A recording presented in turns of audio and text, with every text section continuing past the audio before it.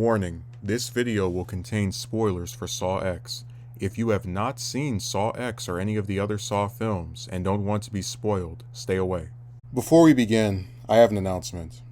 I have recently entered a relationship with a woman, and she has stipulated that I can only make a single-digit number of videos per month.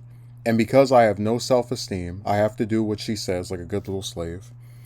Also, if you are a woman, please don't leave a comment on this video because she is so paranoid that she believes any woman I talk to who isn't her has a master plan to date me, even if they live in other states, countries, planets, etc.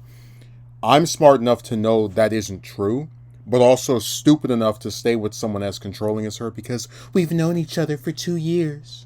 I'm not the biggest Saw fan. I like the first 3, I tolerate the 4th one, and I enjoy the subsequent movies to certain degrees or another. I think its biggest trademark, all of the traps and gore that comes with them, kind of unnerves me. Not enough to completely object to watching them, but it can get a little too excessive for my taste. Despite this, I've been able to still enjoy the series for its story, even if it at times can feel hard to follow via reveals and sometimes the more jumbled editing. And I felt like the films after the 6th one had premises that I thought could have been executed better, and that it was constantly shifting gears in the wake of Saw 3. For these reasons, the announcement of a 10th film really didn't excite me. Even hearing that Tobin Bell was coming back did little to convince me it would be anything special. After all, despite his character's death in the 3rd film, they found ways to milk Jigsaw from beyond the grave for cameos and flashbacks in every movie except Spiral, so I thought this would be more of the same. Well, a month ago I saw Saw X, and the week since I've seen the film multiple times, and I'm prepared to sing its praises. I think a good sequel should always take the things that worked about the previous film or films and at the same time offer something different. The Saw series is well known for its bloody traps, and while Saw X has this, it deviates from virtually every other film in the series by having an almost exclusive focus on John Kramer. John was featured heavily throughout the original Saw trilogy, but by virtue of the ill-timed choice to kill him off at the end of Saw 3, he was regulated to flashbacks and cameos for the films after. That alone makes it a non-standard affair, but there's more to it than that. John is essentially the protagonist of the film. The story initially focuses on his attempts to cure his cancer, and after discovering he has been scammed, his intention to get revenge on the group that purported a cure for him.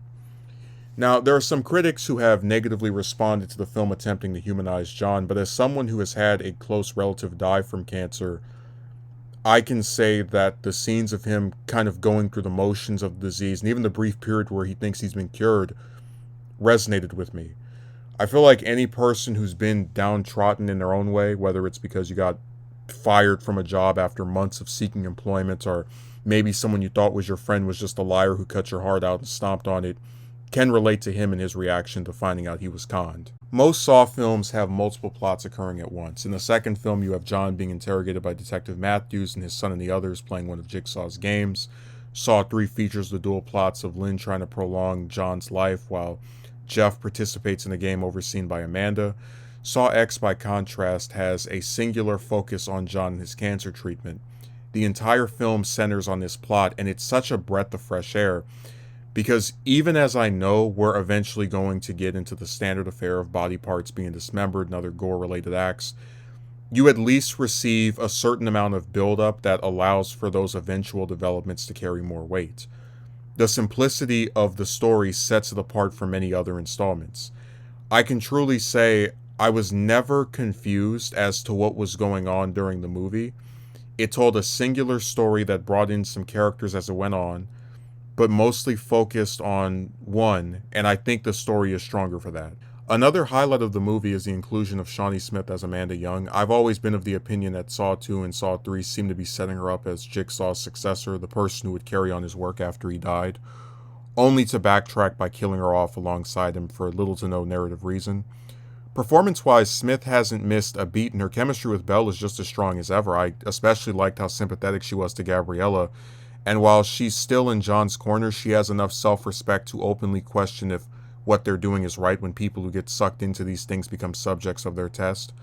The sequence where she subdues the various scammers is one of my favorites in the movie for its variety in both lighting and the methods that she employs to capture them.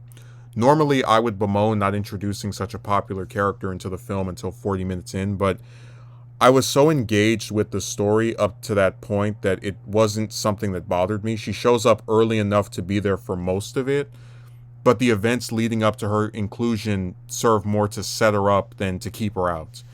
The only problem I have with her is her physical appearance, and we'll get more into that later. A criticism of the series has always been that many of the victims are people who really didn't do anything that bad. Saw 3D rather infamously opens with a pair of men and a woman being strapped up to see which one gets killed in their love triangle. Saw X's subjects for its game are a load of scammers who wronged John, a cancer patient, among other people who sought treatment for incurable diseases.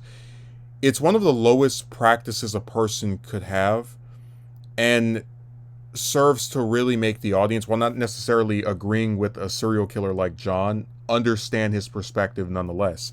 It kind of reminds me of the premise of Dexter, where you have a serial killer that if we applied any real-world sensibilities, we wouldn't be rooting for, and the writers know this, so their enemies are generally people who are even worse with little to no remorse or sense of morals. Dr. Peterson is one of the nastiest antagonists I've seen in a very long time. Like, she might not be a serial killer, but scamming people with illnesses that are incurable so you can make some money is about as disgusting as you can get. Add in her murder of her own colleague and luring a child into participating in a trap, and you have a character that many people were almost cheering for the demise of. The movie has one flaw that can be hard to look past. The actors are supposed to be portraying their characters prior to the events of Saw 2, but they have noticeably aged.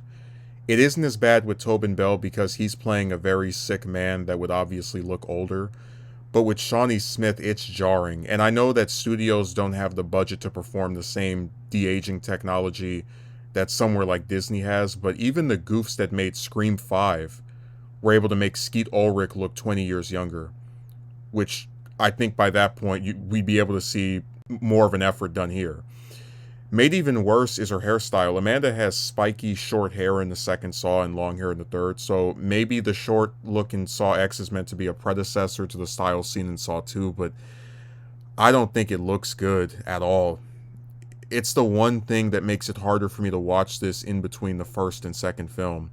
I know they say it takes place between them, and there's nothing in the movie that refutes this, but it's harder for me to play along with its timeline placement as a result of the older appearances of the actors. Right now, we have no word on whether we're getting an 11th Saw film. I think we will, but it hasn't been confirmed. There's a few sequel hooks, namely the fact that Dr. Peterson survives and Hoffman appearing in the post-credit scene. Hoffman's never been my favorite character, and much of that has to do with a belief on my part that he was a thinly written character inserted into the antagonist role because the writers wrote themselves into a corner with the ending of Saw 3. But in spite of this, I'd like to see more interactions between him and John. I don't know if I would revolve a whole movie around it, but it would be nice to build off the brief scenes we received of that relationship in past films. But if this is the last one, or at least the last one featuring Tobin Bell, I think it's a satisfying final entry with him. The main through line of his character during the original trilogy was his cancer and how it affected his philosophy on life, and I think that topic being the main subject here really cements this as a nice possible last film for the character, even if I admittedly want more with him. In the past, I said that Scream 4 was my favorite horror movie of the 21st century, and I stand by that.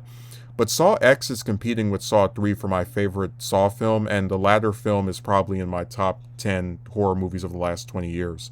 I don't have a list on hand, but Saw X is the one I like the most from the 2020s so far. I think it takes the best parts of Saw, the characters of John Kramer and Amanda Young, as well as the traps, and places them in a story that is easy to follow, even for someone who's never seen a single movie in this series before, has enough nuance to where I can be sympathetic toward a villain protagonist who's got a vendetta against arguably even worse people than himself, and it has some nice visuals. Normally, I don't agree with film critics on horror movies. They gave Halloween 2018 such a tongue bath that the whole movie was dry by the time they finished reviewing it. But this is one of the few instances where we're on the same side. I really wouldn't have expected something this recent to have become one of my favorites, but it has.